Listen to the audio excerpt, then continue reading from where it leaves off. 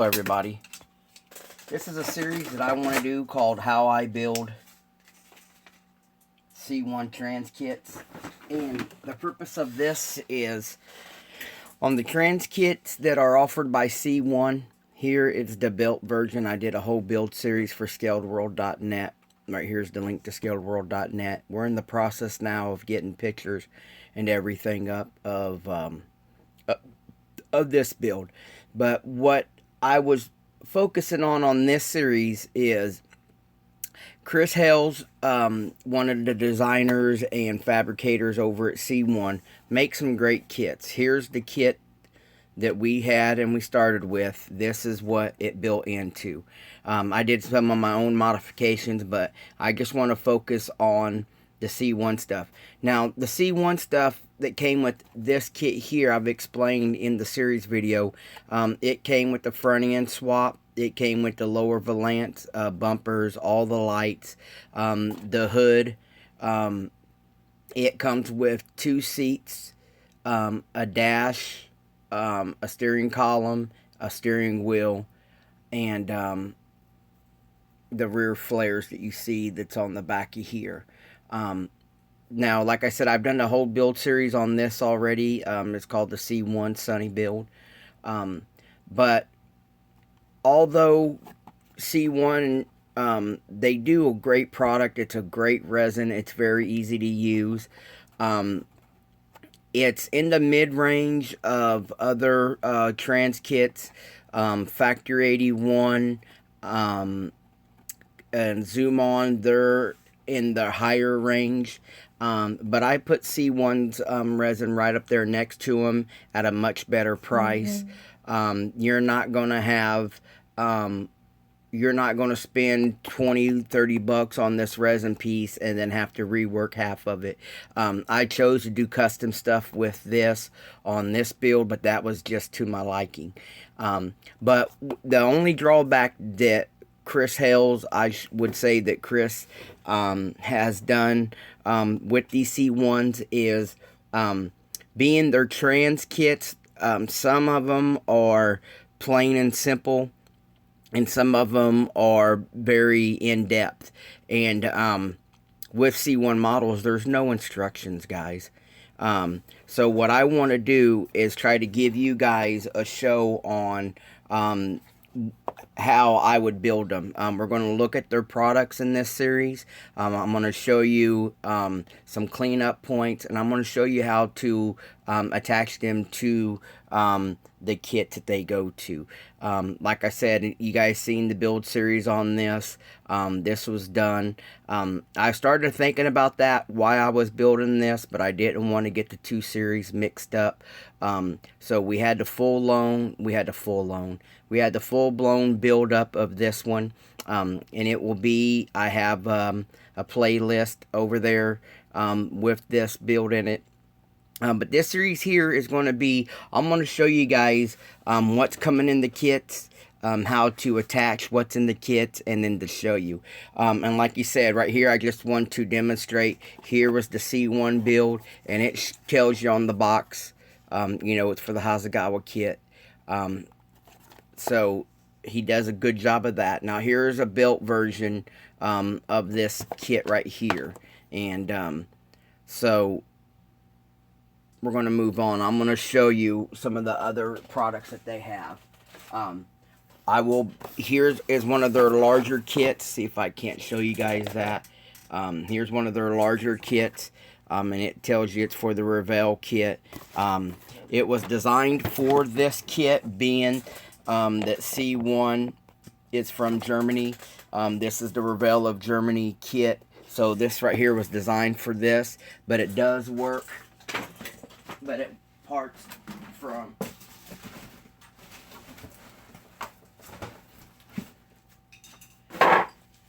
from the American kit will work. Some of the differences that I've noticed between the Revell of Germany kit and the Revell kit is they're calling the Revell a Golf 1. They're calling the American one a Rabbit, and the decal sheet. But these parts from this will fit on this. Within this kit, When I get to this build series, I'll show you everything that's in this kit. We will be, here's the Honda Civic, and it tells you the Hasegawa kit. This is the Hasegawa kit, and then we'll be able to show you that. Here is the Charger, and here is the C1 kit for the Charger. And when we get into these other builds, guys, we'll show you all the parts that are included. So this right here will be a fairly long series. I hope it goes to help you guys get into some of the C1 stuff. This set here was donated by Chris for Mr. Mini Dreams and the Scale World collaboration thing we're going to do for a raffle later on. And hopefully by doing this series, we can help you guys make the transition from box stock stuff to doing some small trans kits. Now this right here is one of their smaller trans kits. Basically it's just some over fenders. You know, it basically just some over fenders and some wedges that go in right here. Nothing drastic. Fairly cheap. $25, $28 for this, depending upon where you live in the U.S. You got to do the conversion over from the U.S. dollar to his the pound over there. So our dollar is a little different than there. So on his website, when it says 16 pounds for this trans kit, we're paying roughly like 22. You know, just I think we got 35 cents over the dollar towards the European pound, but it's not that much difference. Great shipping, great packaging. Chris ships worldwide, guys. So we'll get into that later. If you guys can go to the website, they have quite a few different kits up there. There's more kits there that we want to get a hold of and build. Between me and Pete, we pretty much have it set up to where we kind of want almost everything on the C1 website is within our building interest. So what we have today, we're going to do this Honda Civic. I'm going to show you guys a review of this. They can be found at C1 Models.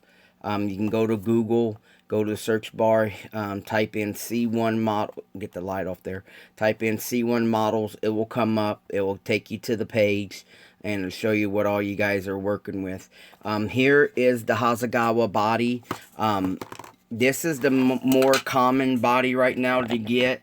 Hobby Link Japan, eBay, Hobby Search, a lot of your Tokyo hobbies from eBay, Hobby Palace, Palace Japan. All of those are online websites. You guys will be able to reach this kit. You're going to notice, do not buy the racing version of this kit. The racing version of this kit is way expensive, and basically it's this kit with a different interior and racing decals, but it's not, you know, you can get this kit here 22 to, depending upon who you're getting it from. I've seen them as low as $15 up to like $31 on your different eBay stuff. So pay attention to who you're getting it from. There's a lot of kits on there, guys, that people are reselling. They have a factory default on a lot of the red kits. You'll see this body and you'll see the box with the red one. A lot of the red ones are cracked. You know, so pay attention. I think what happens is they try to break this centerpiece off right there instead of clipping it, and it pulls the pillars in and breaks. So there's a lot of, I've seen 6 kits over the last month from the red kit. that both pillars are broke. Still savable. I'm not going to go over this kit too much as a review as I am for the C1 stuff. Now there's some stuff dangling in here, and all it is some sprue. I cut some sprue off, and I'm going to keep some sprue. But now what I did is I tried to do a pre-clean of the parts. This is resin, so you always want to wash your resin parts, and there will be some cleanup. Chris's cleanup is very light. You can use a hobby knife, or if you know how to control your Dremel, you can use a Dremel, to do some rounded stuff. But here's the body. It comes with the front bumper. So we'll have to relocate this bumper. We're going to have to cut this bumper off to put this bumper on. It has a lower air deflector. It's got a really nice C1 emblem imprinted in it. Now this right here will go down like this, and then this goes over the top of that. Then also with the front bumper, you have what is called Gennards. And basically, they're air dams, and they're both separate. Let me get out tweezers. They're both separate. They go in a position like this. They go in like this on both sides.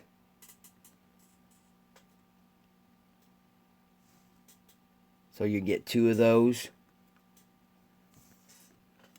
You get front over fenders.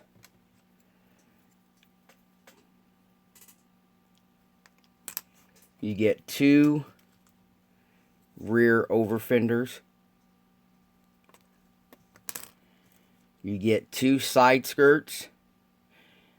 With these side skirts here, guys, see if I can keep that in picture, we're going to have to remove this lower part here on both sides.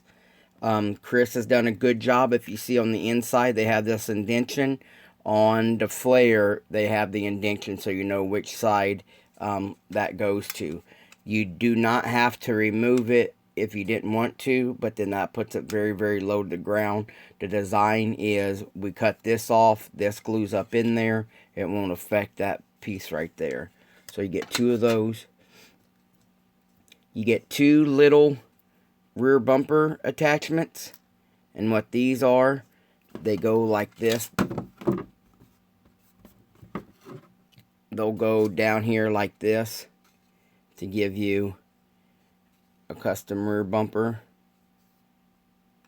The fit is great. You can see the indentions that he adds into it that fit all the indentions from the factory plastic.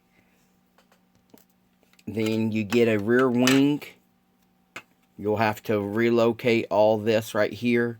We got to cut that off and replace it with this. And then with the rear wings is 2 side guards that just glue into place like this right there. Now also with this kit, since we didn't buy just the body kit, we got the whole kit here. It also comes with a set of brakes to upgrade the brakes. And it comes with a set of wheels. And then it has the inserts for the wheels to make it a different, make it these style of wheels right here, the Pan America wheels. Alright.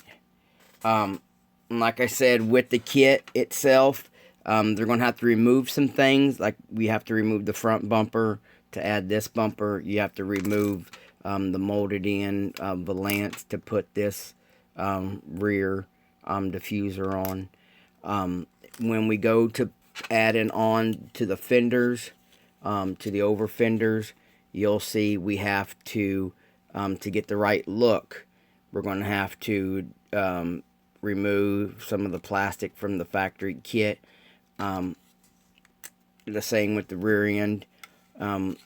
And they fit nice, guys. Like right now you could, once you get them cleaned up from the pieces where he injects the resin to cast it. Once you get that cleaned up, they're fit and flush with the body already. We've purchased Factory 81 stuff, and we'd had to do some cleanup and some sanding to fit.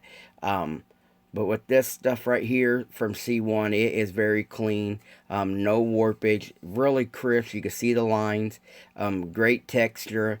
They're just what I'm going to try to help you do is help you navigate through some of these issues that ain't with the common plastic kit. And by the time we put all this together, you get all that, and then we're going to do that. So that's my objective for this series, is to be able to go through a build and show you how I would build the C1 trans kits. Now, there's going to be a few different, like I already showed you. We got 4. We on hand, we have 4 kits now that we can go through and help you guys navigate how to build this. I don't know if we'll do the complete build on the series, as much as we're going to focus on showing you guys where to clean up, where to cut, and how to use it. So I think we should start with cleanup. Now, when it comes, it's going to be on sprues. I kept this one here on the sprues.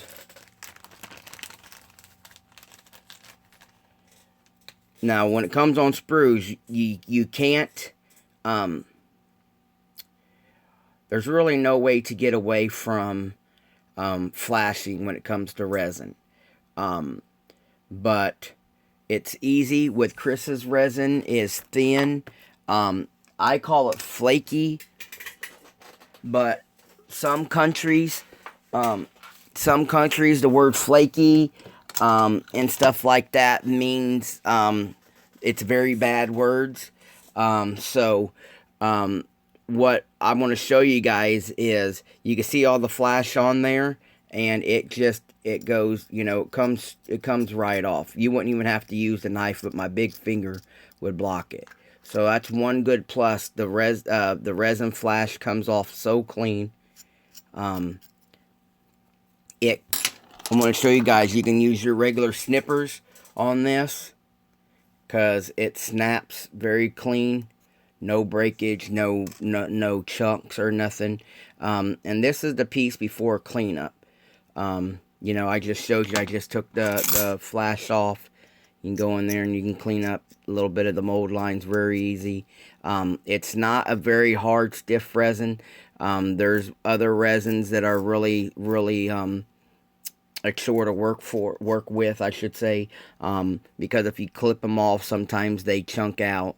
We have plastic that chunks out too, but you can see it. You can see it cleans out really well. That's your piece before paint and primer. What I use to clean is I use Wesley's bleach white. Where'd my tub go? I use this Wesley's bleach white. The reason why I buy it in a half gallon is so you can totally submerge all your resin. I let it soak overnight, and then with a toothbrush. Then with the toothbrush, I just scrub it. I thought I had my toothbrush. Oh, it's right here. And then, like, if it's soaking, once you get it soaking and it's still got the blue on it, the Wesley's bleach white on it, I just take a toothbrush. You wash it all over like you're supposed to. I set it back in there for maybe another hour. I'll set it back in there for another hour. Pull it back out, scrub it again. And then I rinse it with regular tap water, and then I'll wash it with regular dish soap. So far, I have found out that working with the C1 truck, I used an automotive sanding primer, and it worked fine. So just any good primer. I wouldn't use the cheap store primer, the 99-cent stuff. You can go to, like I would use Duplicolor if you can find a Duplicolor, a plastic coat primer. For me, I'm only using automotive stuff, so my paints and stuff are a little stronger, guys. So use a decent primer. Don't just go buy a cheap rattle can primer. Not to say it would affect the C1 resin. It's just if it didn't work right, you can't strip resin like you can plastic. You'd have to really start sanding it back down, and then you start losing details. You can put plastic in the brake fluid. You can't put resin in the brake fluid. So I would never want you guys to have a fault in a cheap primer. So I would say buy a decent primer, and and that was some of your main purposes of working with resin is cleanup and test fit. And if you don't spend the time to clean it up, you can waste a lot of paint. You can be really frustrating, and you can almost even lose the part if you don't clean the resin. So always let it soak, wash it, soak it for a little bit more, wash it, rinse it, rewash it, rinse it again, and then let it dry. So always test fit. I'm gonna move some stuff around, guys, real quick.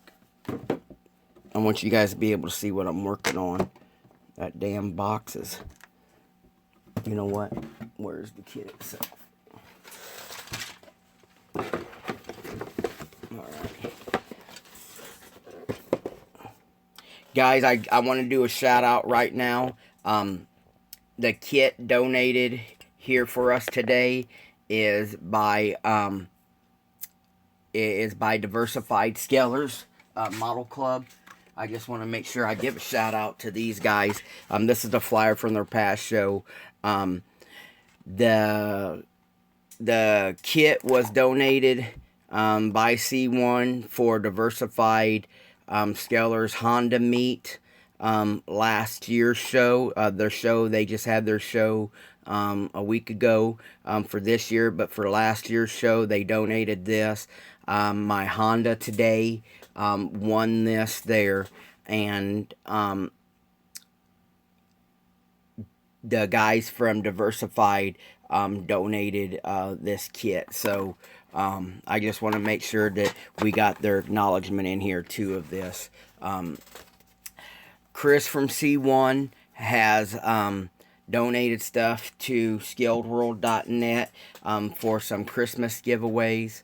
And like I said, C1 have donated things to shows here in the U.S. Even though they're UK based, he still likes to support the hobby a lot. That's why I'm going to take my time and do this little series here. And that way, if maybe for some reason somebody doesn't have the engineering technique, I should say, of knowing how to navigate around the C1 kit to adapt it to the factory kit, maybe this video series will help out. I don't want to be disrespectful for anybody that is watching right now. I try to refrain from doing shout outs and names, so that way we can keep this based on the title, just so that way we can get some information out there about the C1 stuff. I appreciate all you guys joining in, commenting. Hopefully this video here will get you guys interest up and maybe doing some TRANSKIT. I know there's some people that will refuse to work with resin. Some of it's a health concern. Some of it is subject. We know a lot of our older viewers or they're based in the hobby of American vehicles and whatnot. So sometimes our resin interest is deteriorated because of the subject itself. Not really it's working with resin, but it's the resin itself. Minimal sanding. Now, I would say if you were casting all this stuff, definitely be into some gloves, some respirators, but just small cleanup and stuff to get it attached to your car. Not so much, guys. Let me be honest, not so much, because you're not putting a whole lot of debris back in the air. Chris's product is very clean, easy to clean. Once, if you do have parts, and like I said, you're going to have, not very many resin companies make a sprue. So Chris's stuff is on a sprue, so you can clip them off. Some stuff is just slopped together in a bag. Give me my money, and then you're stuck with all the cleanup too. But with this series here, maybe we could change your interest. And like I showed you guys, there is some great American subjects in there. He has these two that I have here. Chris also does a Chevelle, a Firebird. A couple of you guys are already building the Camaro. He's doing, just some really neat stuff. His hobby interest is as of ours, because Chris is also a builder, guys. He's not just a fabricator. He builds, and he enjoys the hobby just as much. His time may be spent more on the C1 models, but he is a modelist just like the rest of us, and he's trying to adapt to the hobby like a lot of us are. So more American cars are coming in.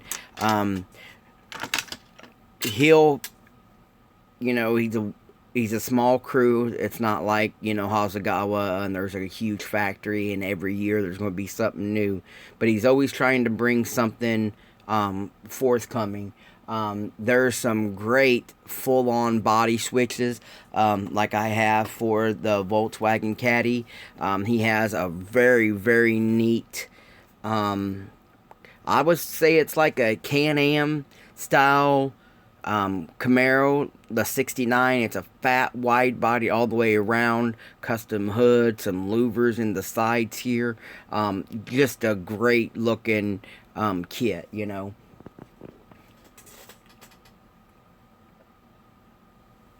Taking a drink of tea in honor of Chris.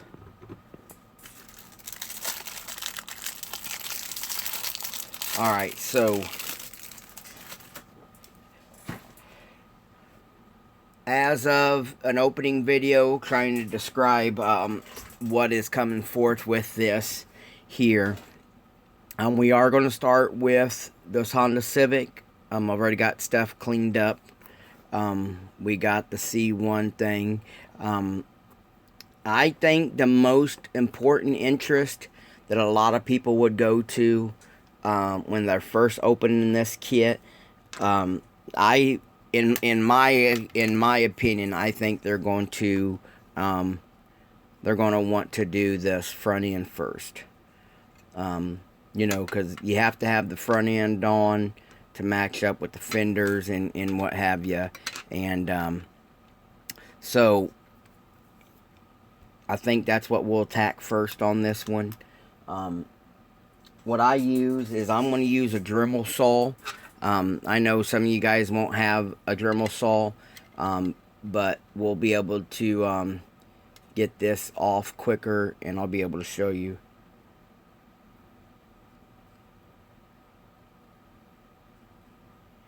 I had contacted with that comment in the post just now.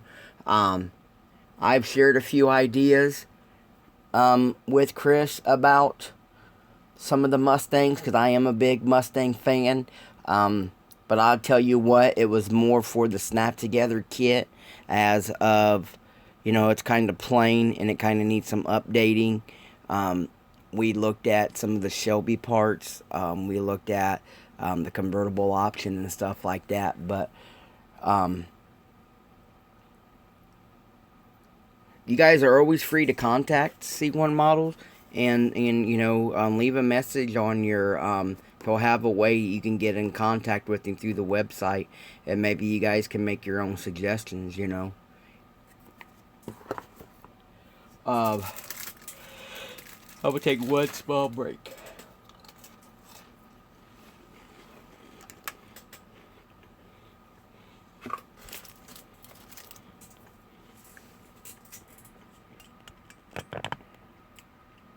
Alright. So what I do is I've been doing, you know, custom builds for a long time. I have this paper blade.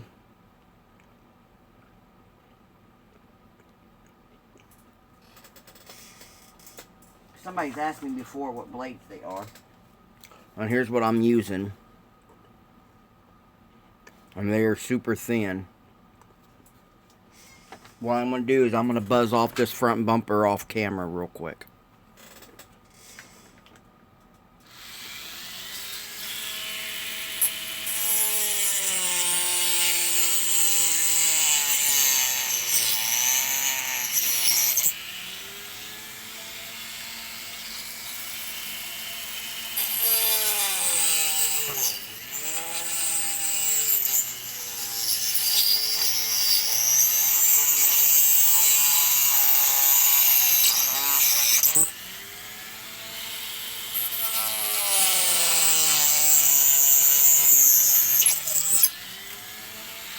Alright, if you guys can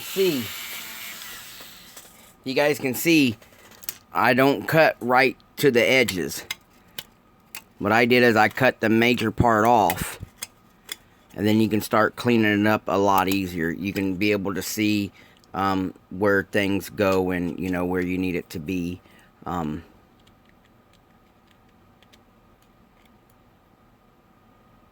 I'm going to do a little bit more.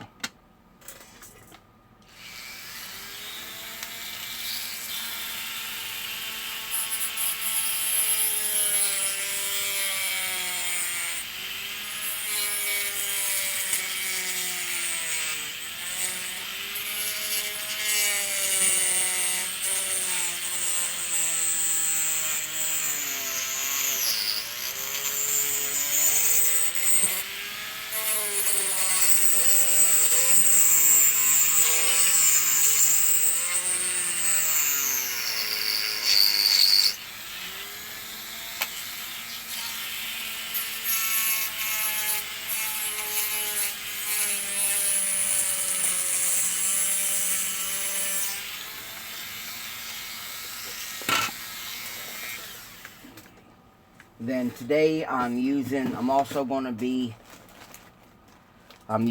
UMP sanders to do some of the cleanup work, guys. You guys can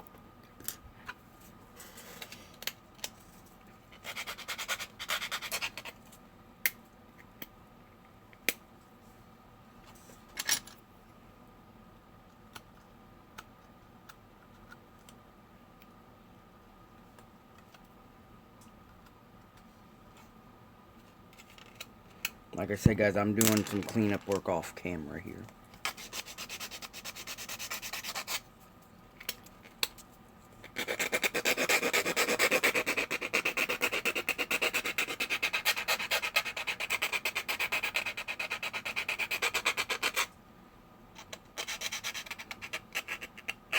Even at this point here, I still haven't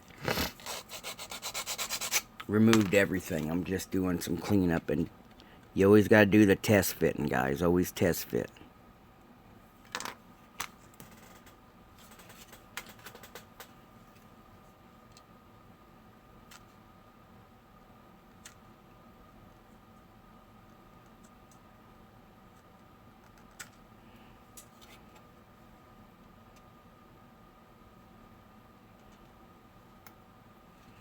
One of the worst things on resin is if you don't test fit, you can take off way too much and then not have the right look, or it be uneven.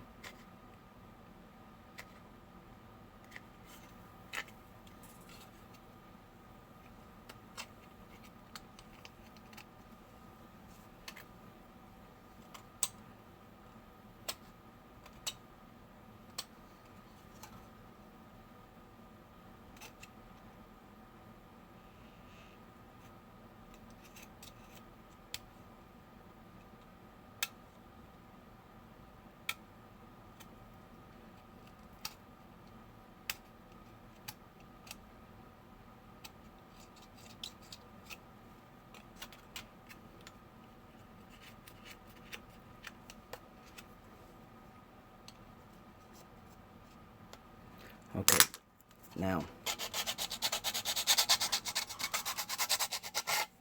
Now, as I mentioned about test fitting, I got the front bumper off. I did some cleanup, and now you have to make sure you get able to where you can put this on.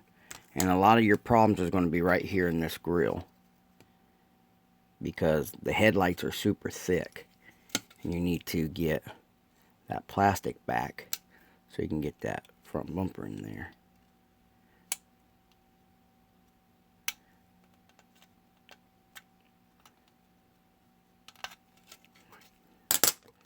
So we're going to work on the center first to try to get it lined up with the hood. Then we'll work ourselves around. You see how I notched that? How that gap, come on. See how I notched that one side, and that way the gap is, but over here it's not notching. Alright.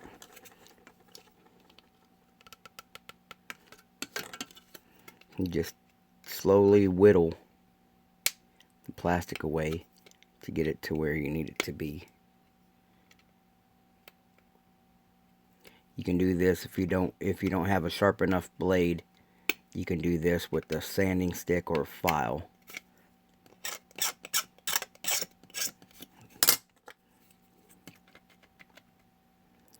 Then once I got that like that, you can see where it's all good and even now. You can go and focus on the fenders.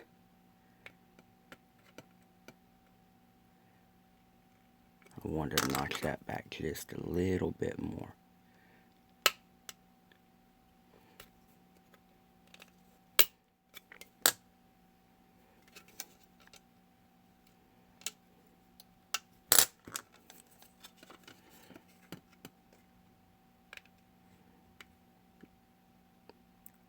Okay, now you'll look at your fit, and you want that nice, even transition through there.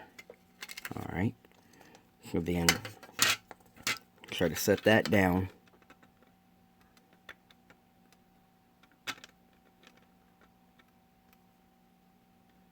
Get it sized up. And you want this step here level, so that way you can see exactly what you need to keep sanding on.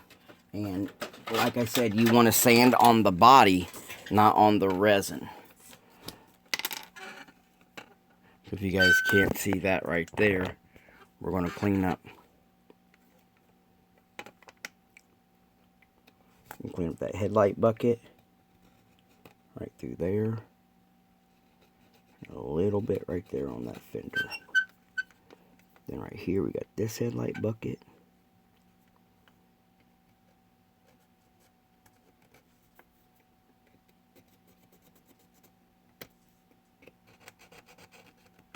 Okay.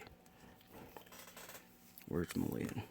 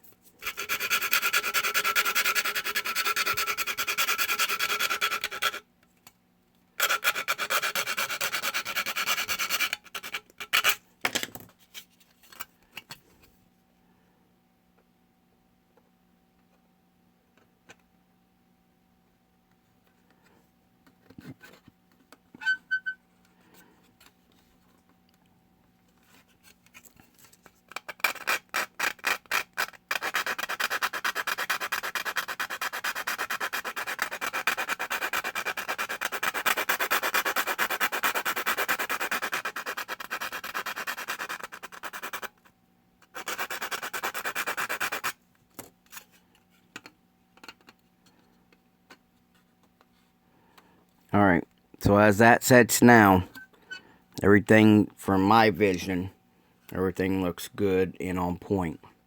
So, we got that done. Now we're not going to attach that yet.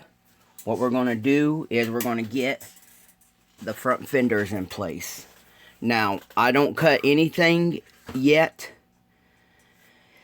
Wait a minute. Yeah, let me backtrack. The way this kit is set up, we're going to put the skirts on first. And like I said, we're going to detach these from there. Now, when you cut from the body, you can see how the saw, you know, takes that. What we're going to do, we're going to gouge this one out so that way we don't take off too much. And I'm just using the back of a number 11 blade, guys. Just use the back like if you was oh, don't do that. If we were rescribing a line.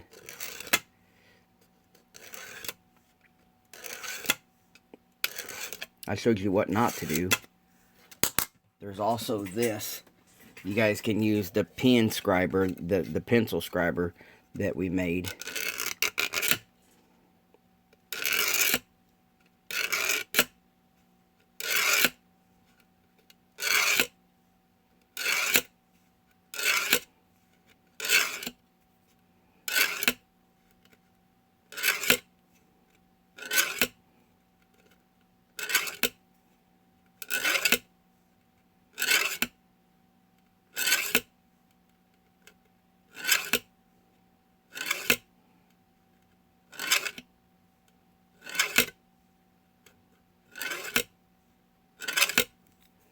It's not quick, but it's worth it.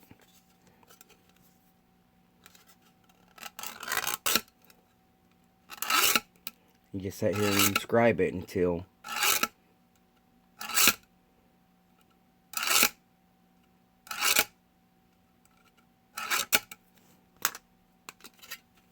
and you can start seeing it cut through on the back side. See that line getting thinner?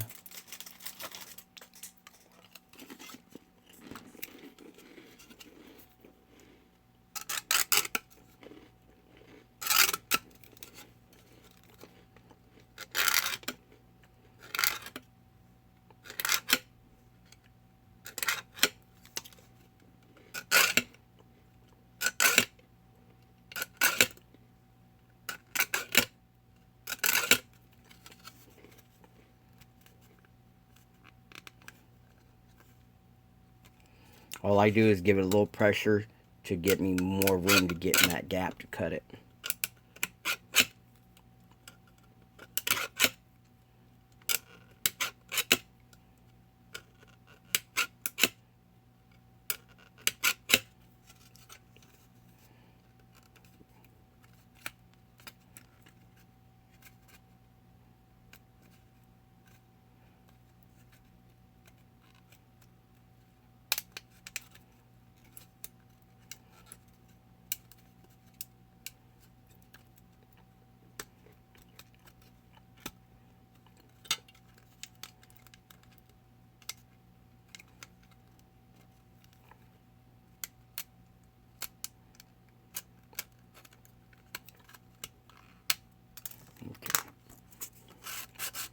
And you always clean up your work before you go any further. Alright. My dummy butt gouged the heck out of that door. That's why I like the pen scriber, but a lot of you guys only have the number 11 blade. I went to use that. And that's the problem with the number 11 blade. It can jump. I'm going to fix that door real quick.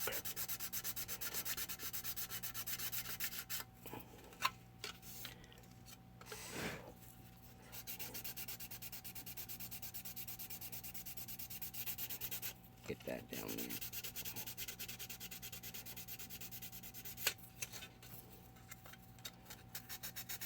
The reason why I'm cleaning this up now is because once the resin's on there, you won't be able to attack it as easy. Alright, so now let's do the other side. So we got one side down.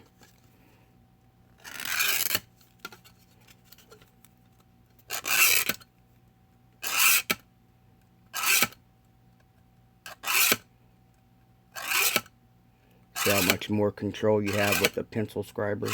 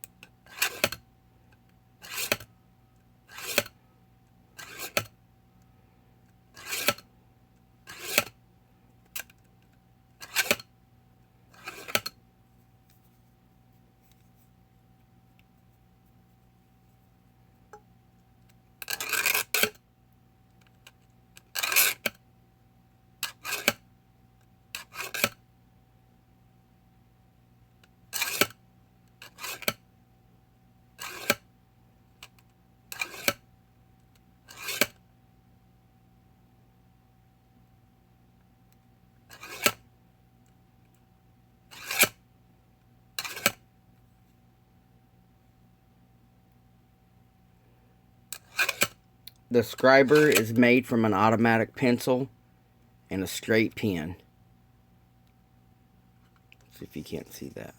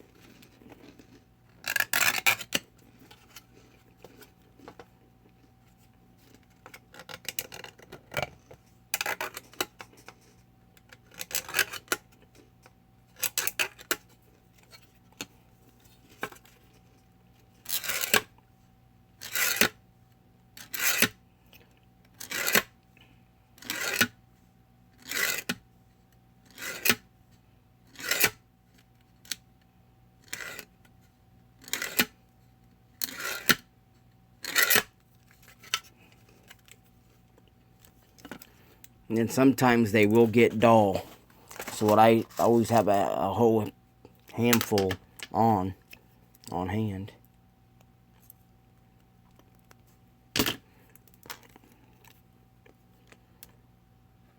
Just pop it in there. Oop. You can pop it in there and get you a fresh sharp.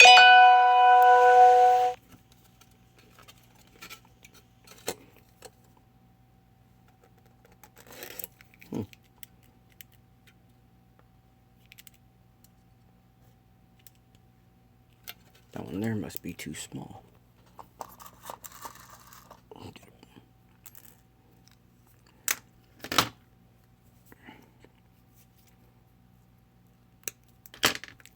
There are different size pens.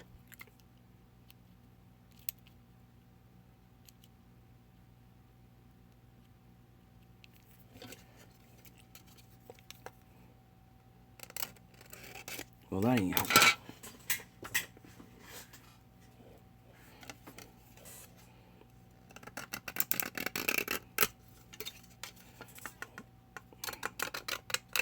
Get camera bloopers today, guys. Gouged body, one scriber, the pins don't work.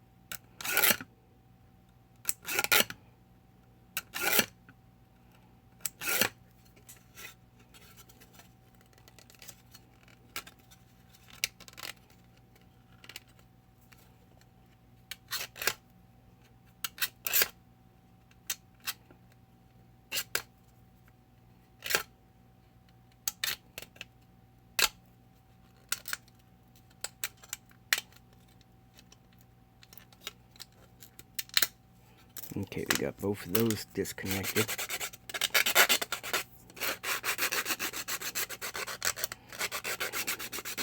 Like I said, we always clean up our work. It's easier to do it now, and you get the best fit of your product versus Now today we are using, which is my go-to glue anyway, guys, we're going to be using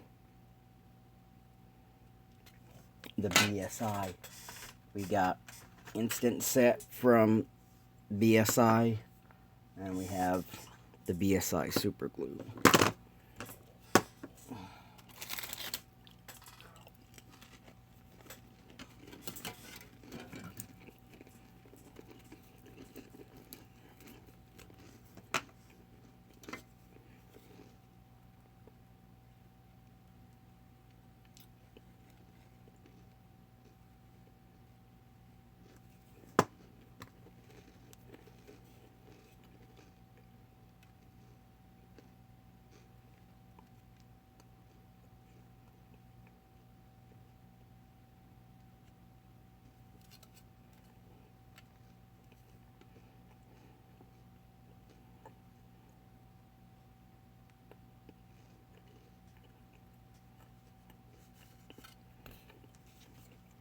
So what I do is put a little bit of spot glue on the body like you guys seen. And then what I do is I come back on the back side of it and I get a bead between the body and the resin. And that way it gives it a little bit more support. Then I just take a Q-tip and I run it into the gap, kind of like if you were sealing tile, you know, on the caulking on the floor, where you just try to give it more of a stability, right through there. And then I'll hit it with my Instant Set, so that way we can keep working. Just a little bit, you only need a little bit.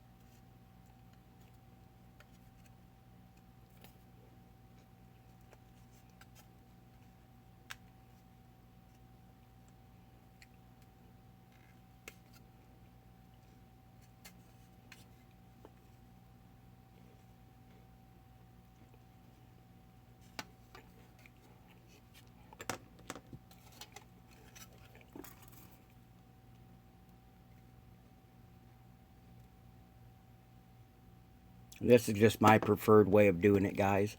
Like I said, we all have our own different building styles. You guys will find what works best for you. This is just my way. I prefer how I do it.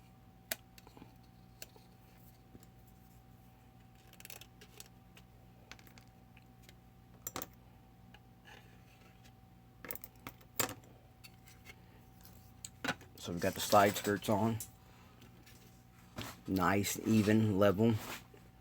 Don't worry about that little gap there, guys, because our over fenders go over that.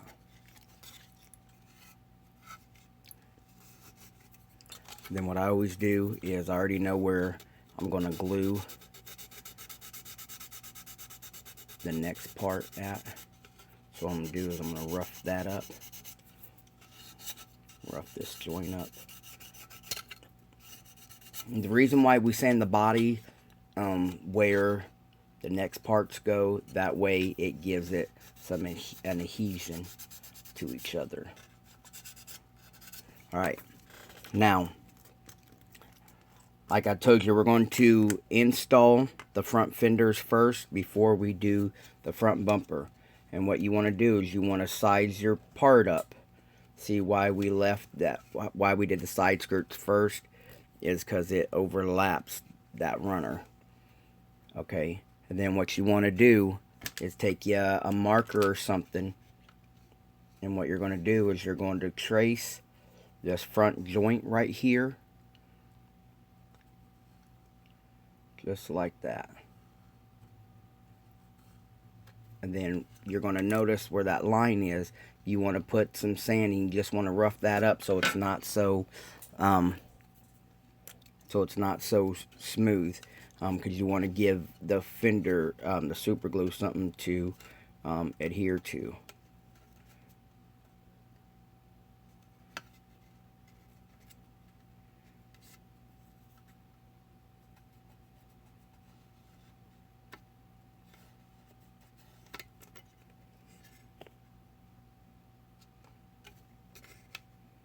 Then you always want to test fit.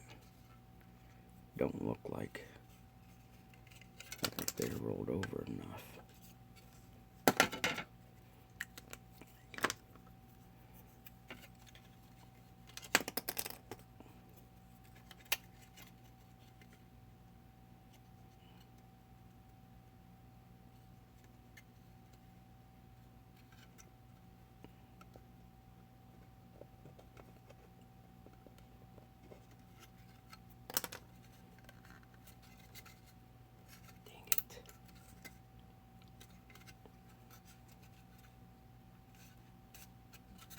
Okay, so now you got both those areas marked.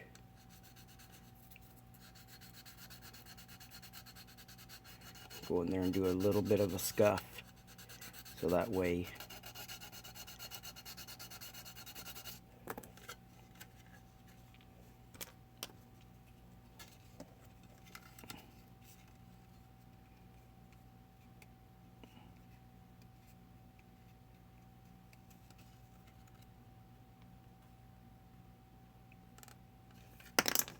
okay.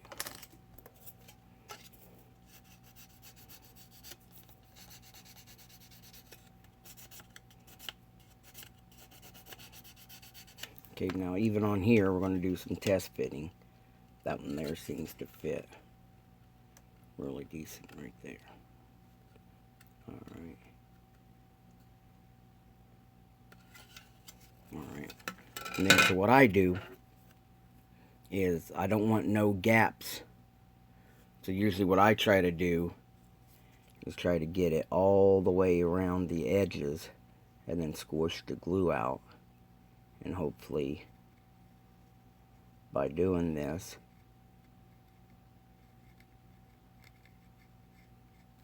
everything gets secured.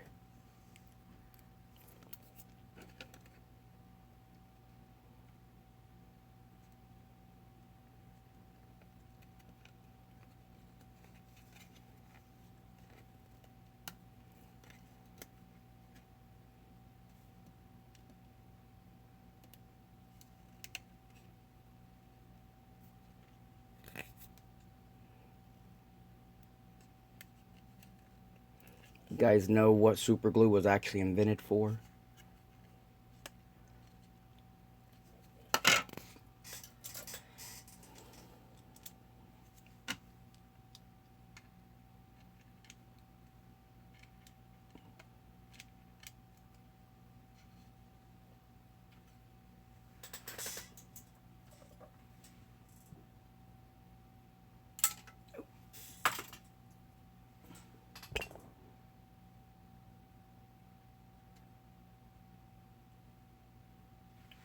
I put some clamps on it just to get it, you know, just to get it more pressure.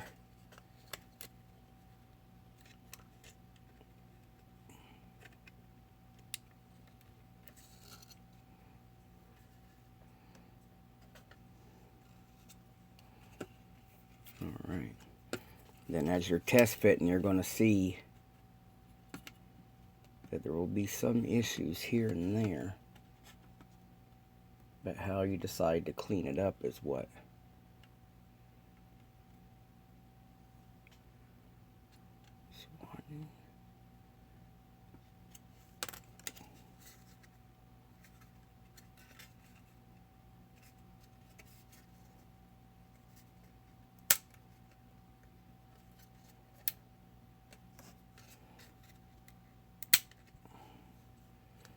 Okay.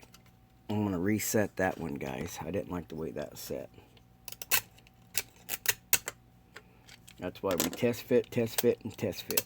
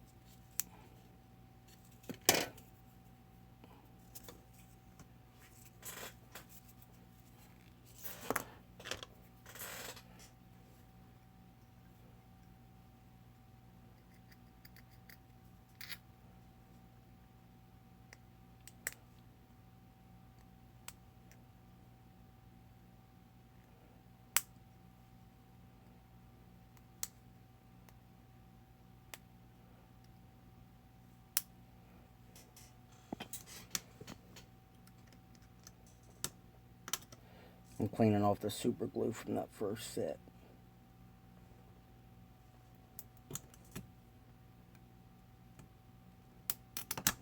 Don't look like I had it set in there right, guys. It was too much of a bow on the inside.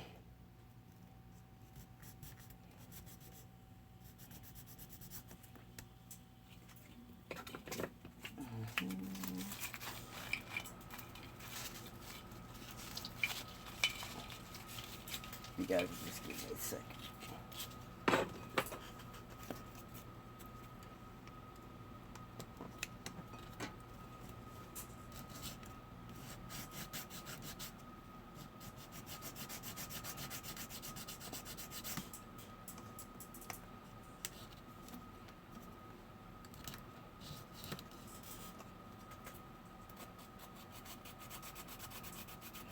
For some reason, the side here, I rolled it backwards too far and wasn't getting it the right gap.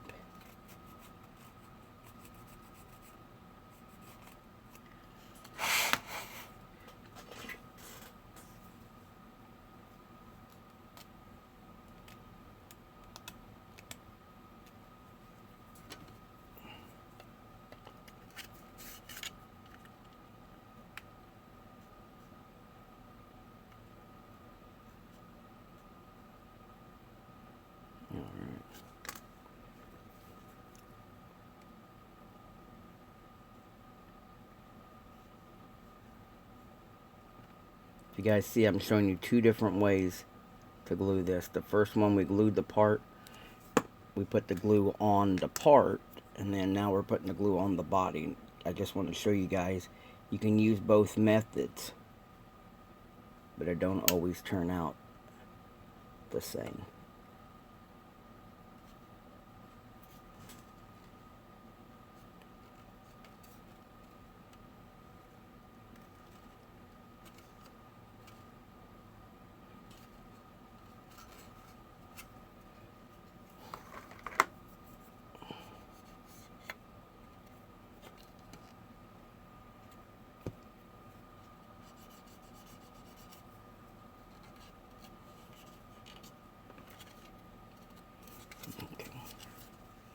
Now you repeat for the back.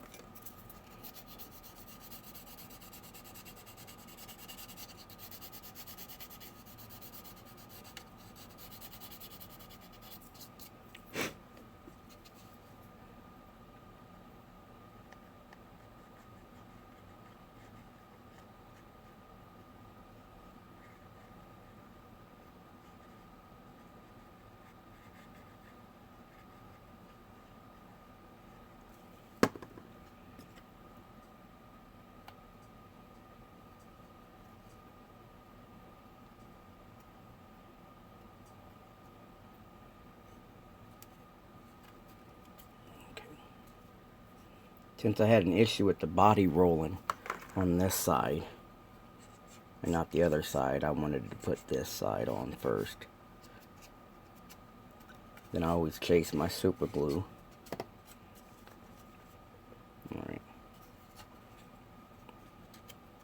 Now we can put this skirt on.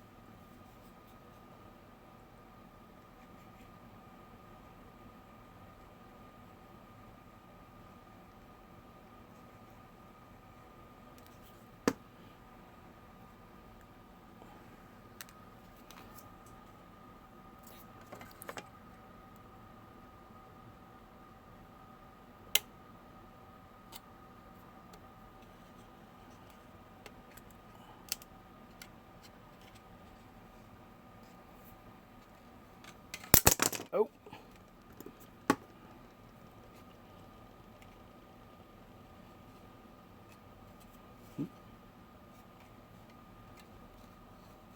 Alright.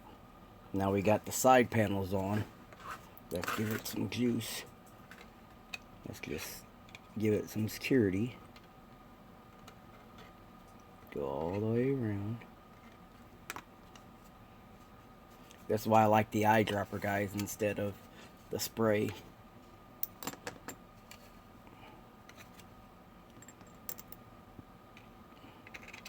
I can put it right where I want it to.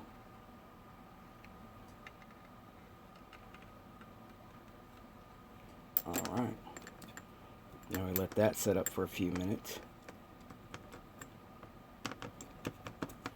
Alright. Now as of right now, that's the body kit.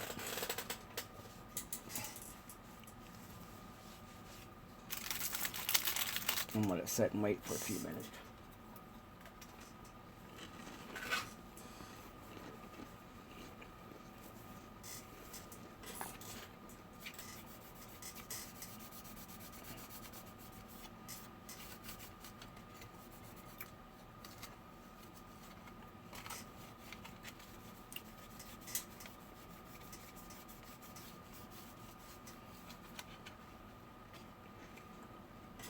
Alright.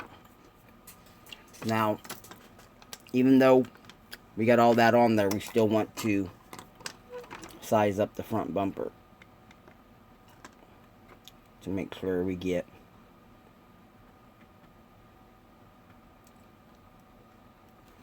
the right distance.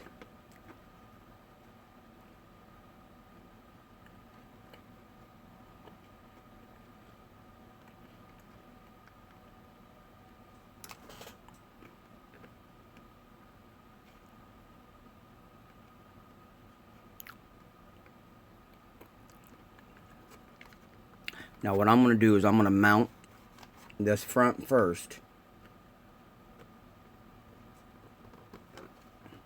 And then size it up.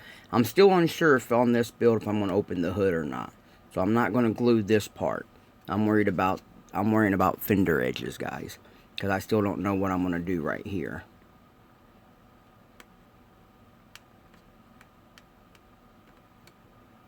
Alright.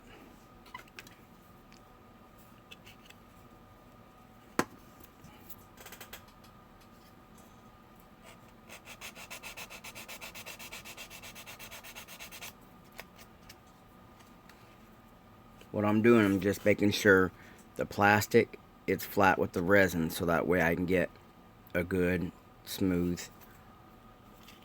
bond.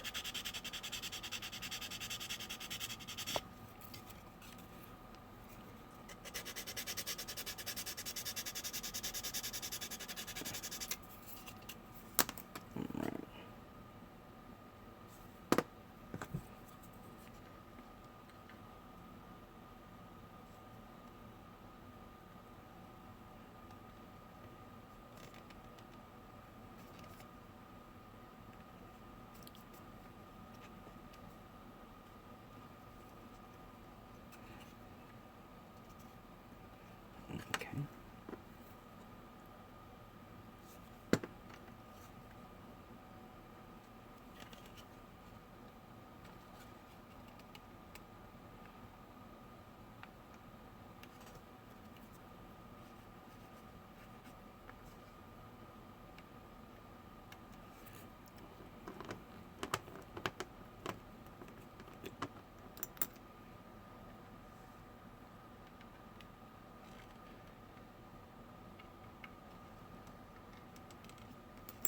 Alright, so now we got that part of the front bumper on.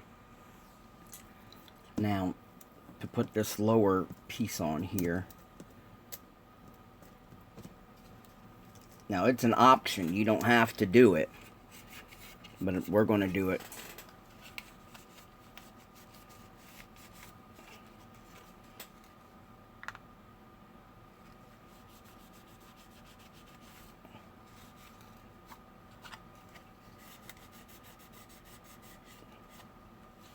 Alright. So that's that. Now, what I'm going to do is I'm going to put a bead around this. This right here is very thin. I love how Chris put a C1 emblem right there.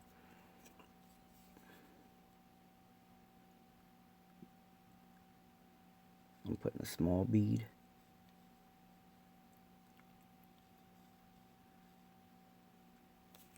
Now for me, I personally don't like the canard look unless it's on a race car. But I think in order to do this series correct, we're going to put them on, that way we use all his pieces.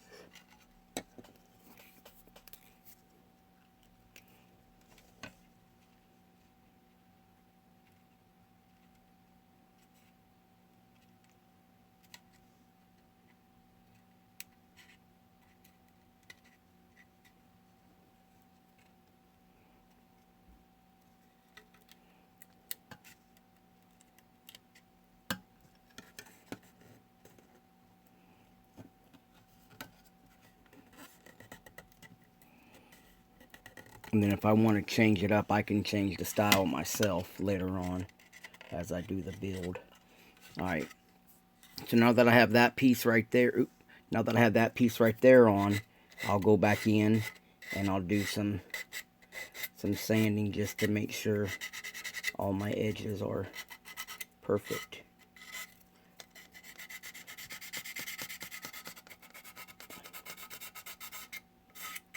And this is just to keep it clean, and the look that I'm after. Sometimes you guys don't have to do it. I didn't get enough glue right there, did I?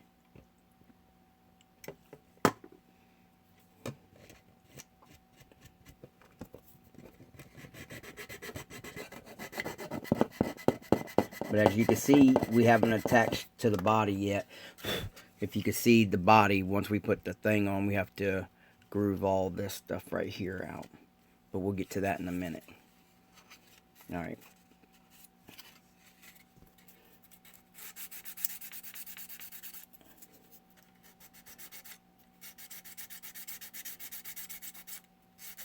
Now we're sticking along the lines of Chris's kit. Like I said, I didn't glue this middle piece here because I don't know when I get to the build if I'm going to have the hood open or not. But on Chris's build, he does these canards.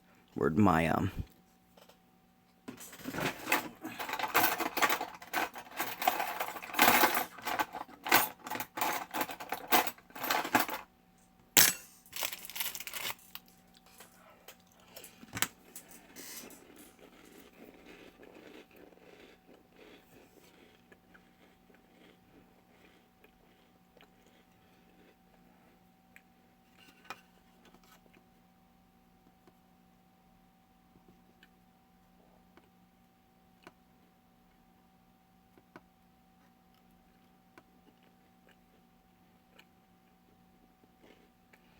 Now the canards are supposed to be like another air diffuser type thing. Now they're kind of tricky. They're going to be kind of tricky. Now you don't have to use them. And like I said, you don't have to use this lower piece.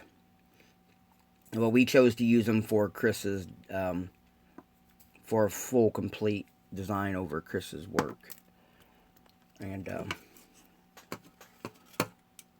it's got a mounting point right there. And then you can place it clear back over here to the thing. But we're trying to get the best mount we can.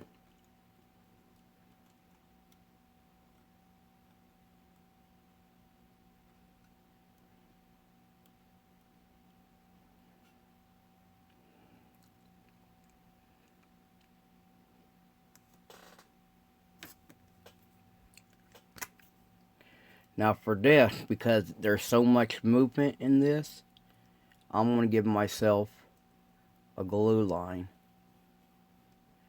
right there. And that way I know I have the glue right there, and I won't have a whole lot of slippage through everything else. So making a small glue line there, and a small glue line right here, because that's what really is going to be on the base for the attachment.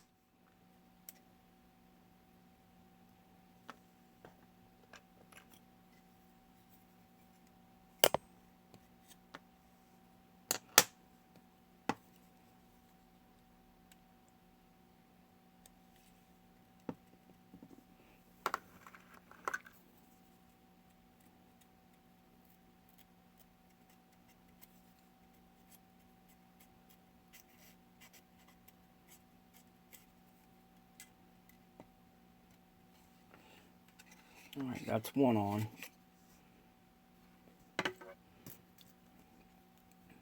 Do the same thing to the other side.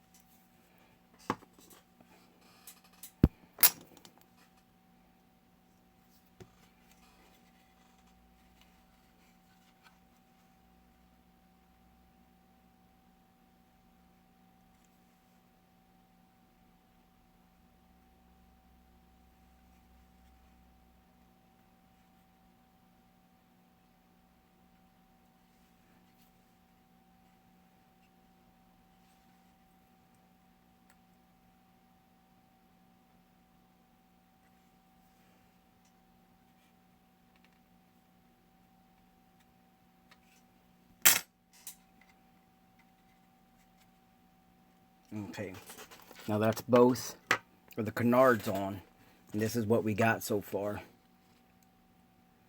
Now we know where those are placed.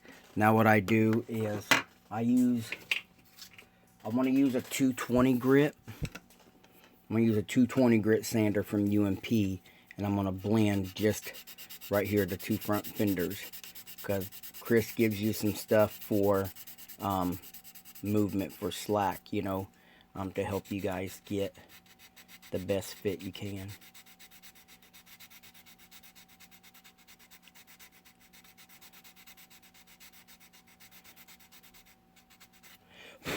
Like I say, very minimal sanding on on this product, with this product, and all I did is smooth it out. You can see just a small edge just right there, and basically that gives you movement for your plastic and everything.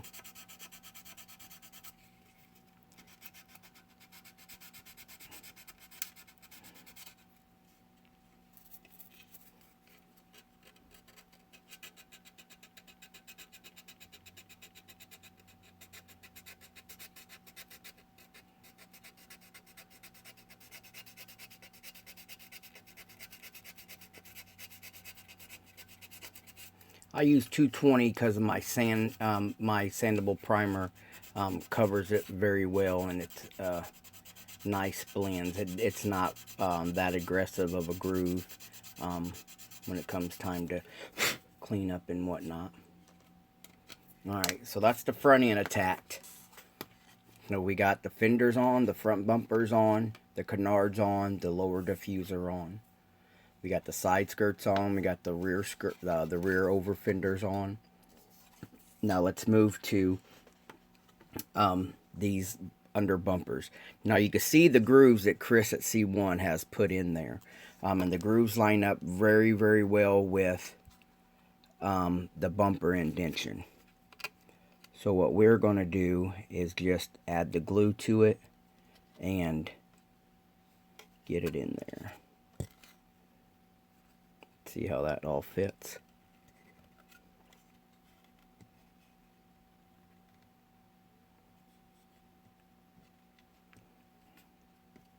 Okay.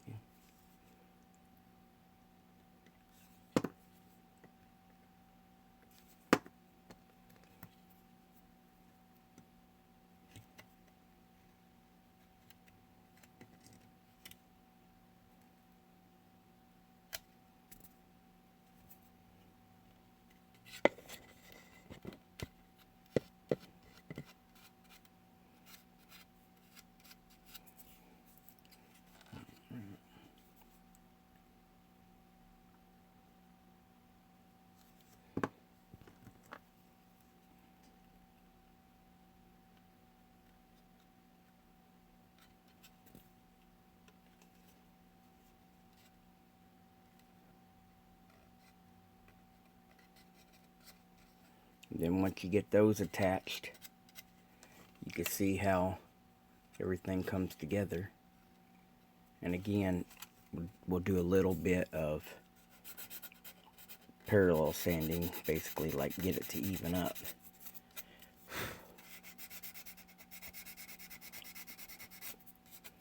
Just removing enough.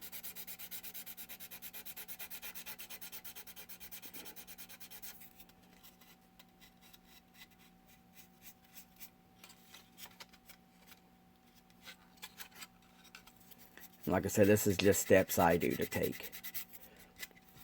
Alright, now we need to attach this to there. So what I'm going to do is, let me see, should I show you guys?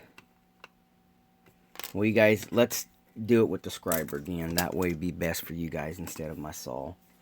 So you look at it, and where they want this to go, there's a few lines up here. We want to go all the way to this top line. Because if you look at it, that's how they want this right here to set in there. Like that. You just go to this top line. And just...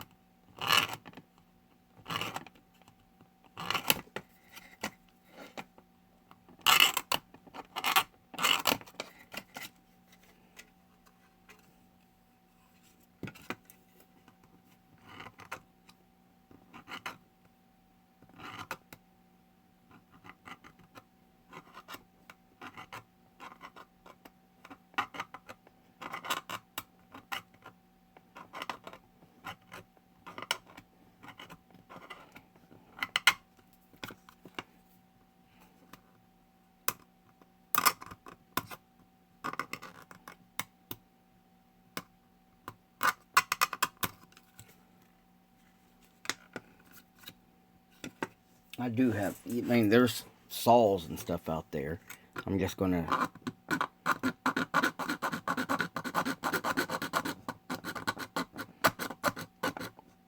go straight up. I'm gonna try to remove some extra stuff.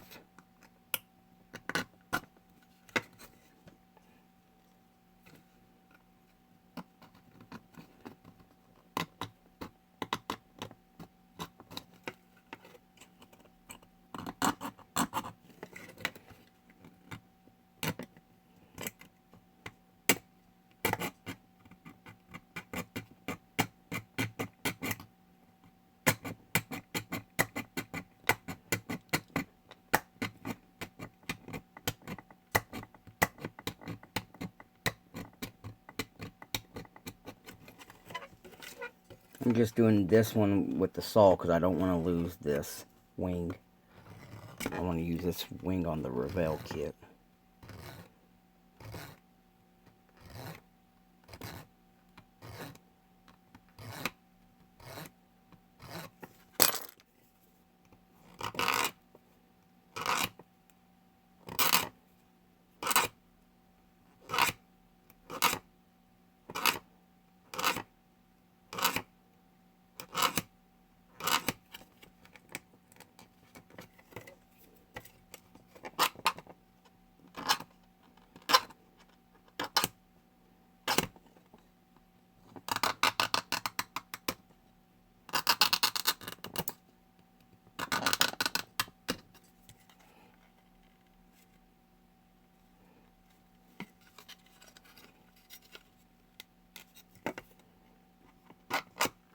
If you guys have any questions about what I'm doing here, please leave a comment once this goes posted, so that way I can reply.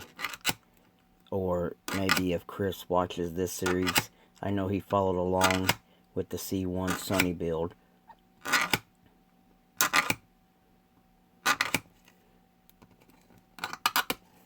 Maybe he can answer a question or two.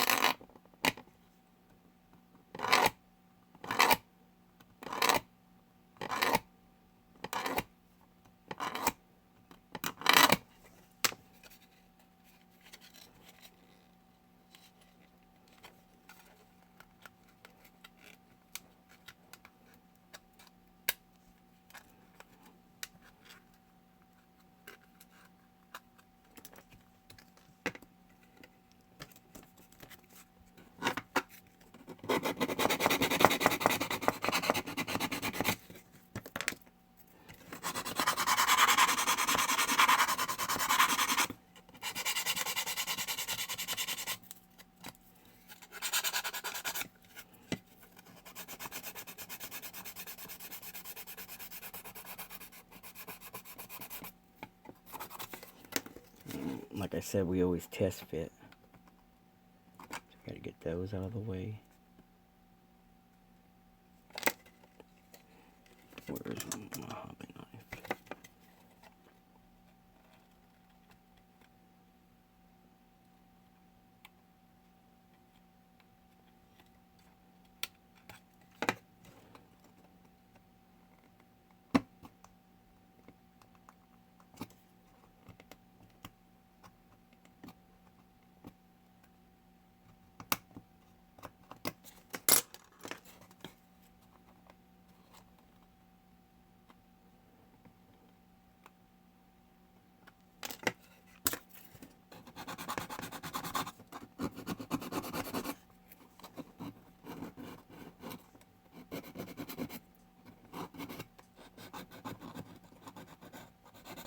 Okay.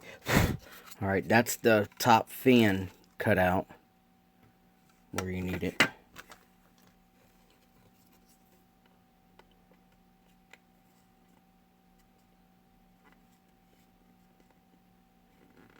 Then I'm test fitting, seeing what my gaps look like.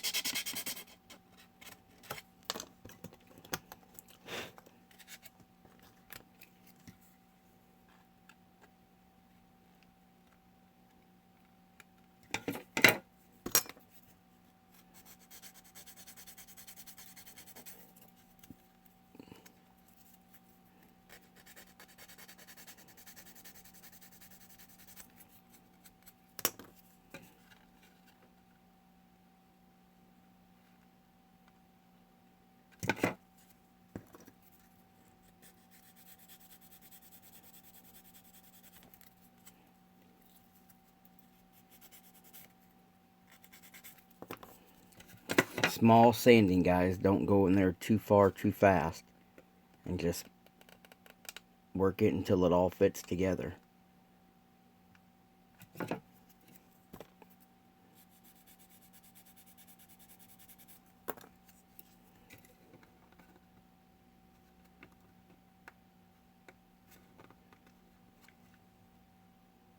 Alright.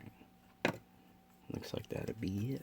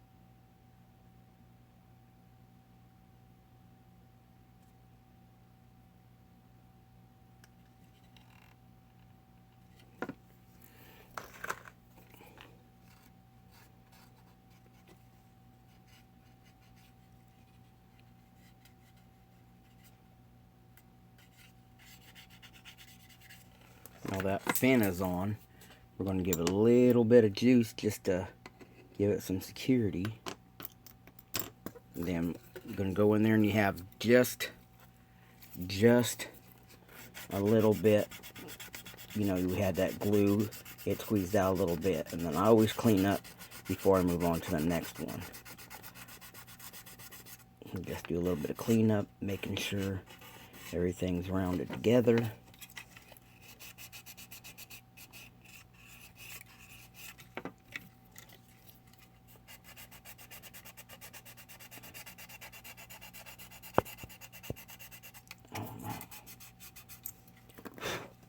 Where's my 220?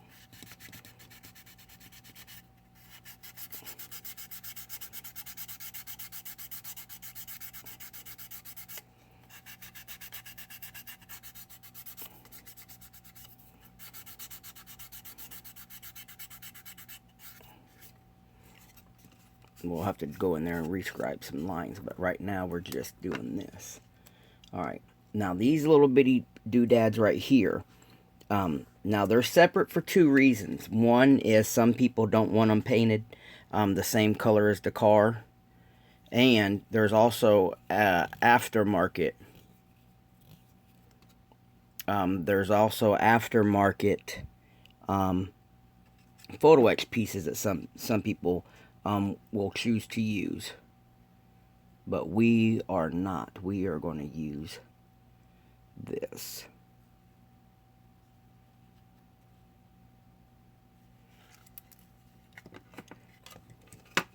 Now you want the bolt details out. You're going to have to look and see the way the fin is curved, because you want the bolt details out. So you're going to want it like, where's my tweezers? You're going to want it like this, because you want the bolt details out. You can see the bolt details. You're going to want them out, so you're going to build it like this. So what we're going to do is a little bit of super glue right here. Maybe not that much.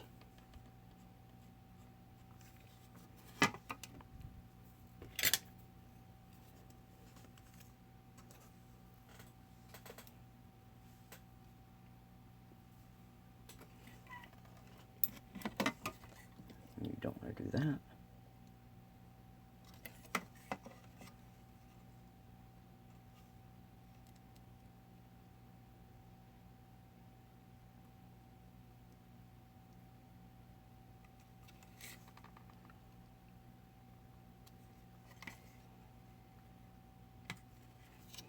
So you want to look like that.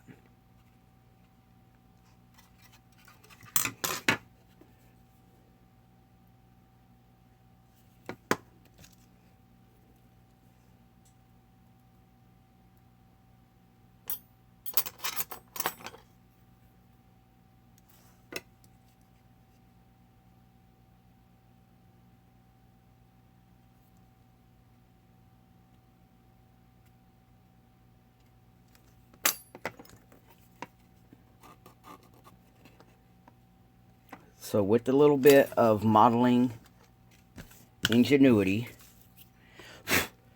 a little bit of patience, and the right tools, I don't even know where my lid is, and the right tools,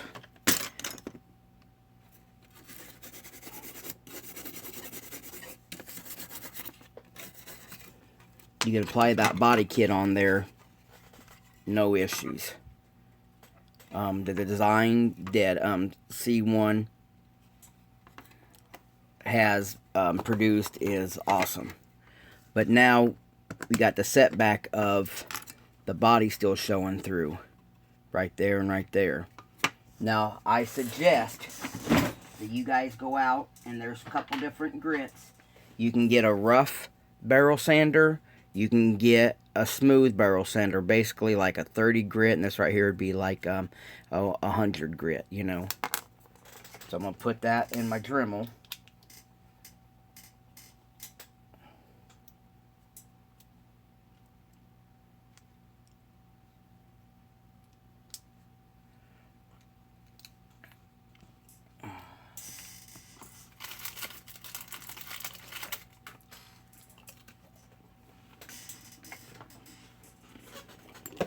I'm going to do a quick comparison for you guys. Let's do this.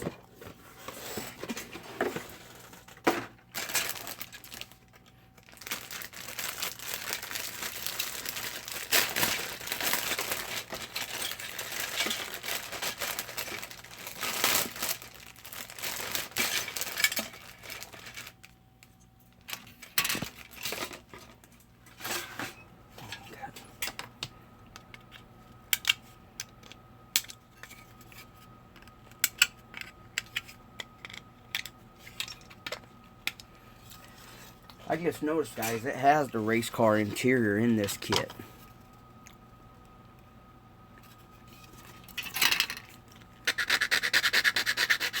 So basically all you're getting in the race car kit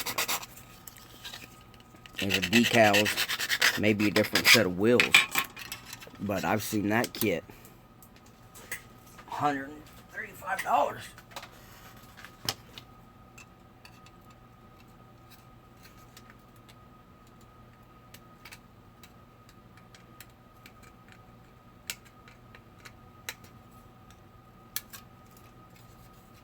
There's more flash on this kit than there was on the C1 resin.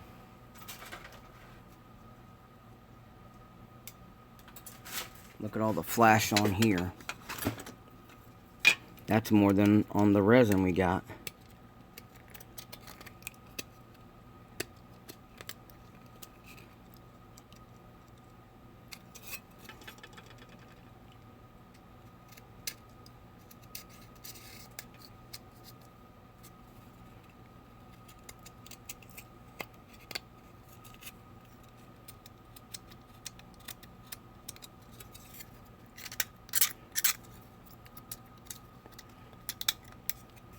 And this right here is what you call a joint fit, where the chassis is placed within the body in a slide joint, and then you've got these pegs right here. And as you guys can see, C1 actually molded the pins in there for you.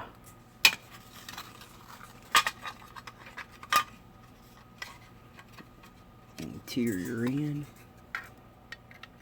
Put that in.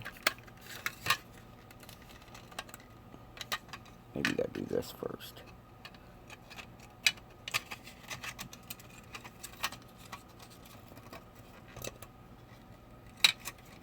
Alright guys, it looks like we will have to remove some of this front end.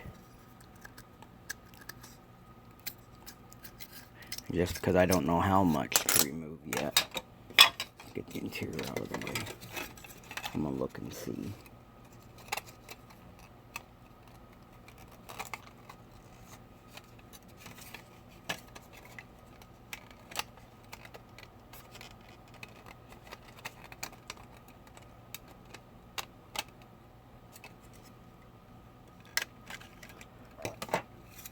I would just remove this whole front piece right here. Remove it easy enough to where you can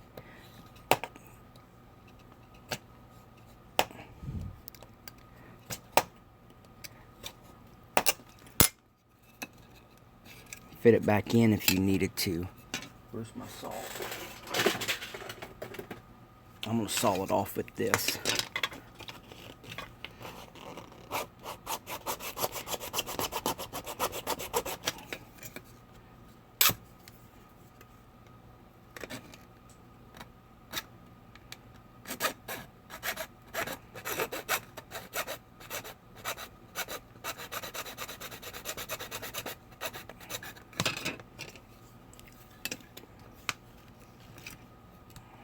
Can't get no grip on it. There it goes.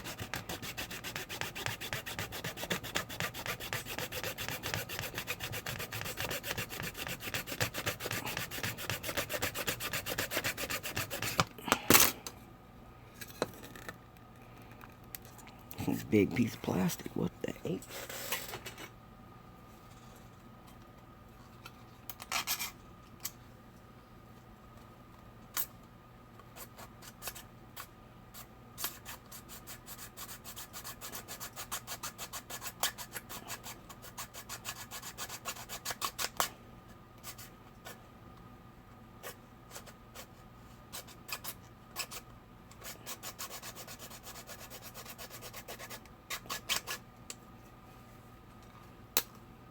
Alright, there it is, you got that cut. You just always go in there and clean up your work. Even on test fit, and clean up your work. That way,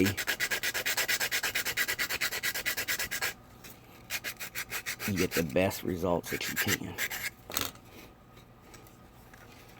Put that in there like that.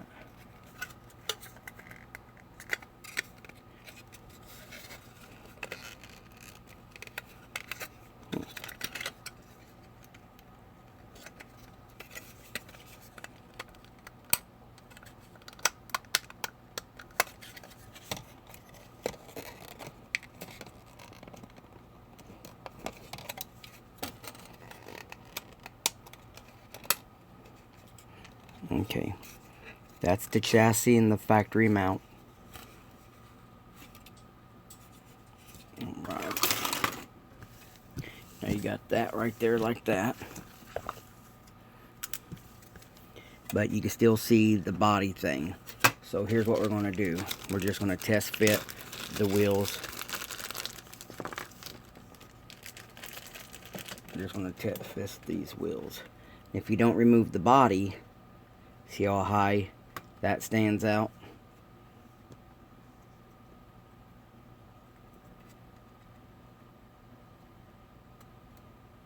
And you'll get a height like that.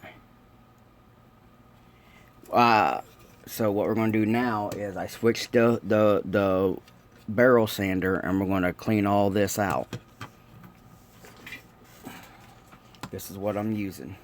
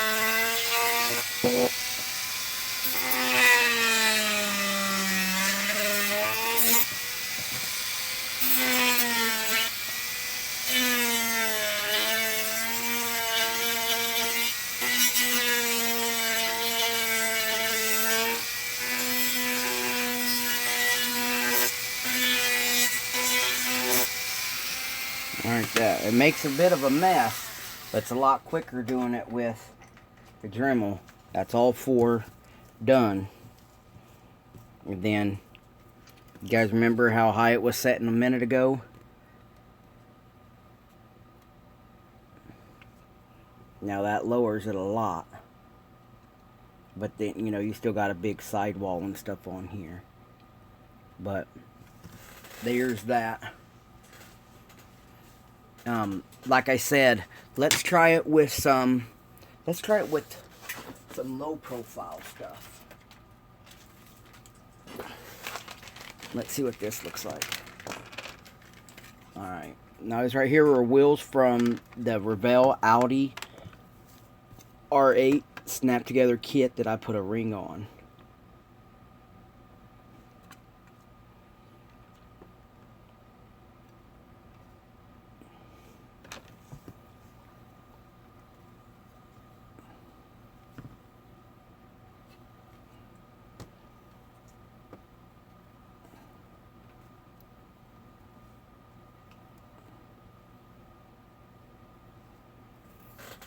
The difference a set of wheels will make, Jesus.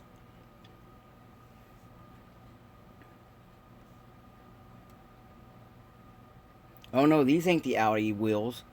These are the Mustang wheels, the 2015 Mustang wheels that I put a ring on.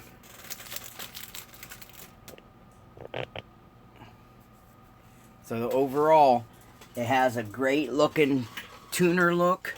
Race car look. I mean, it's not over exaggerated. It's not super gaudy. Very clean. And if I wasn't doing the video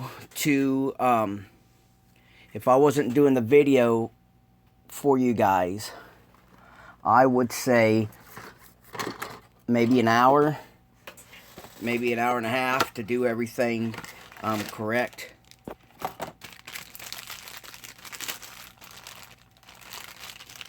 you know, let's try, I'm going to try these. Where'd my snips go? I just had them out here.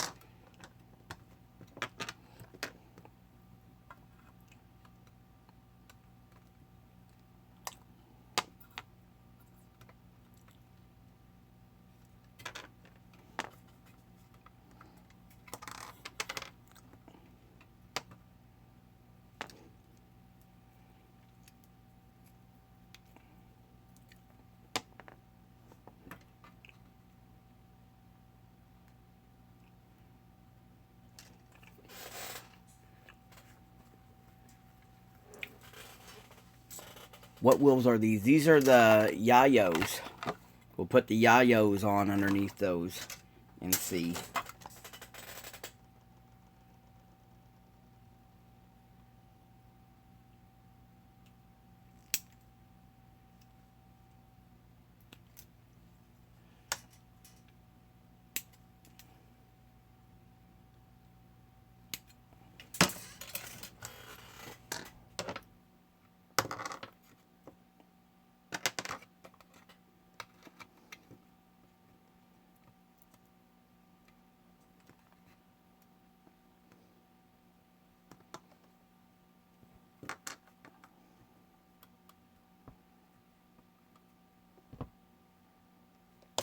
Alright. Yeah, these wheels here. Slam it out, man. That looks so low.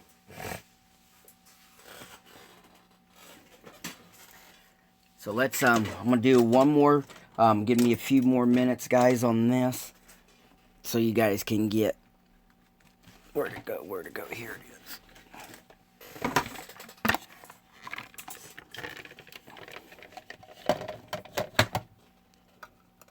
And like I said,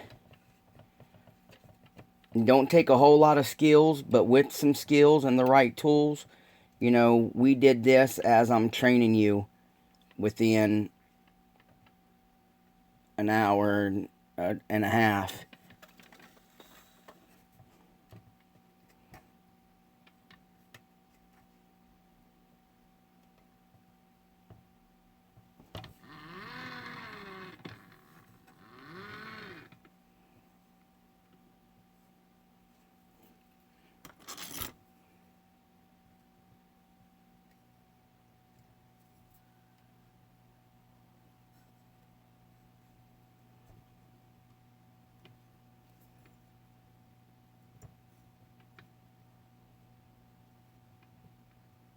Oh, that tire right there, for some reason I can't get it to set right just yet. But we'll do that for you guys. That way you guys can get a good look at it.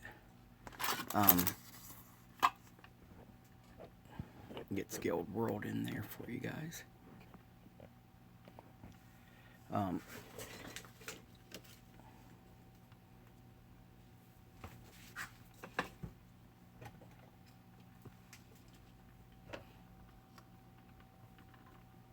Alright, so we used the C1 kit. We did the C1 kit with this. And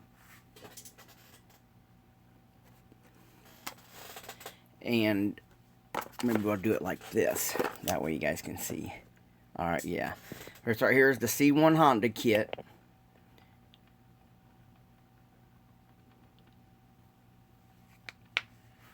Yeah, that thing is on the front end, but there's a decent, it's a perfect gap too. It's not touching. I can see through it, but man, it is on there.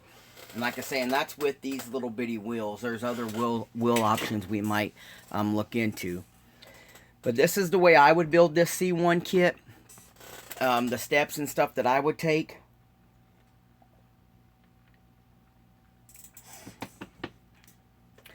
And what is great of what Chris has offered, it's all separate. So if you didn't want to run something, you didn't have to. Like, you don't have to use the wing. You don't have to use these corner add-ons. You don't have to use the skirt. I mean, you could trim up this body to do that.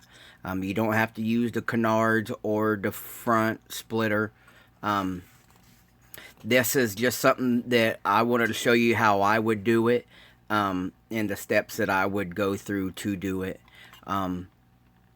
Like I said, it's easier for me to do the videos this way. Please, guys, if you have questions or comments once this goes posted, please leave your comments so that way I can respond. Don't forget to check out scaledworld.net. As the table turns, you guys will be able to see. You can go visit scaledworld.net on Facebook, Twitter, Google, got it upside down, Instagram. You guys are always free to select your own pictures and send pictures in for Scaled World. C1 models, Chris Hells is on Facebook. He has a C1 model page. You can go over there, leave your questions or comments over there at the C1 Facebook page.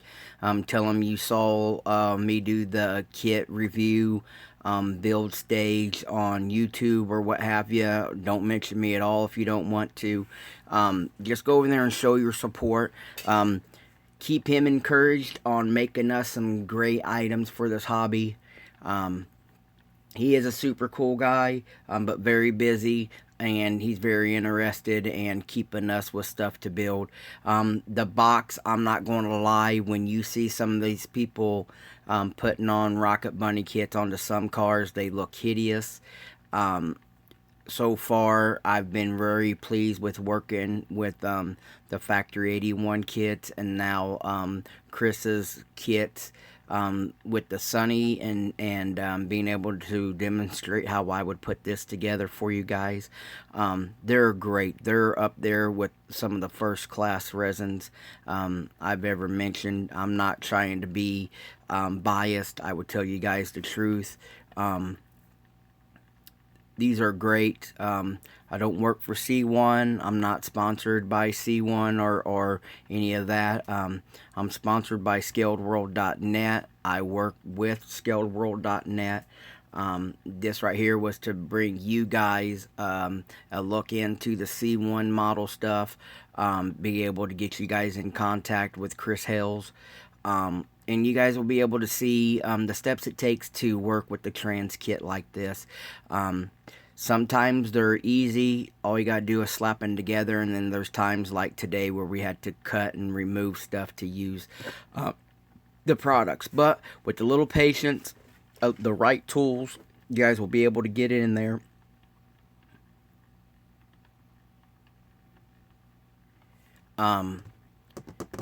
Like I said, I left the hood, I didn't glue this little part here because I don't know if on the build if I want to open the hood, but you can see how nice and clean and slim everything came together. I use super glue. I would recommend you guys using super glue with resin. The liquid, this stuff right here, I've never used on resin, so I can't say if it will work or not. Do not use like a Elmer's white glue. That won't adhere for very long. You can use a 5-minute epoxy, but it's a bigger, thicker glue. That's why I like to use super glue with the instant set.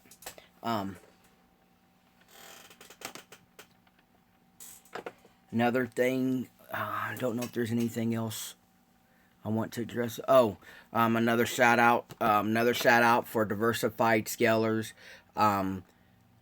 for donating the Honda Civic kit itself, and for giving me the opportunity to win the C1 kit at your guys' Honda parking lot scene. Appreciate that. And again, thanks to Chris Hales for giving me the opportunity to have a kit like this to build, by way of him donating this to the Diversified Scalers as a door prize, or as a class prize. And for the great craftsmanship that's gone into the C1 parts. I don't know what our next one will be. I don't know if I'll jump in to complete this anytime soon. It's just something, this series was on my mind. I wanted to get it started. Hopefully Chris can find a use for it. Hopefully you guys will find a use for it. And let's see if you guys can't see that.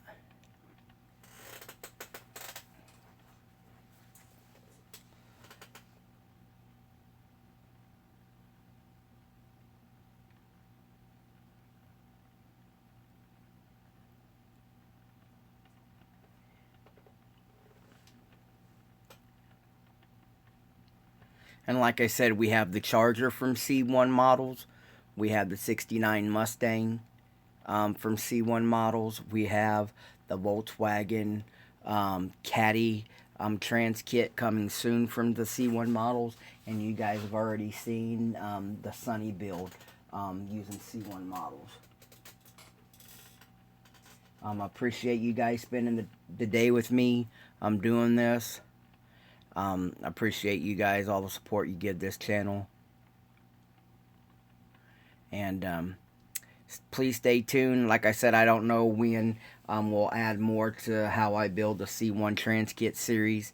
But this is what I wanted to start, and something I wanted to bring to you guys. So I appreciate you guys today. I hope you guys have a great weekend.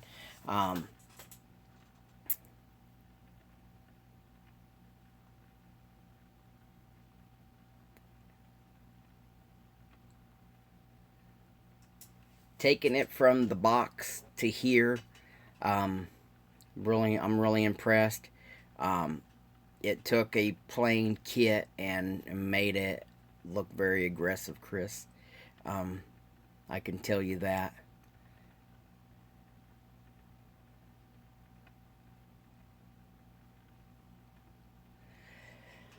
Two key points on working with a TRANSKIT, if not from C1, from somewhere else. Cleaning. Make sure it's cleaned good. Make sure it's, it's really clean.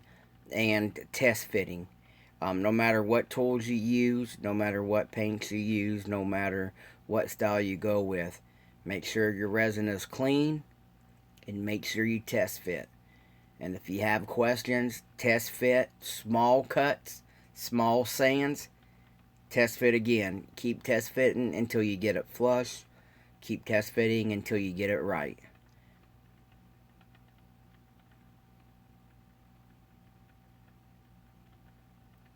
Like again, I said, I appreciate you guys all.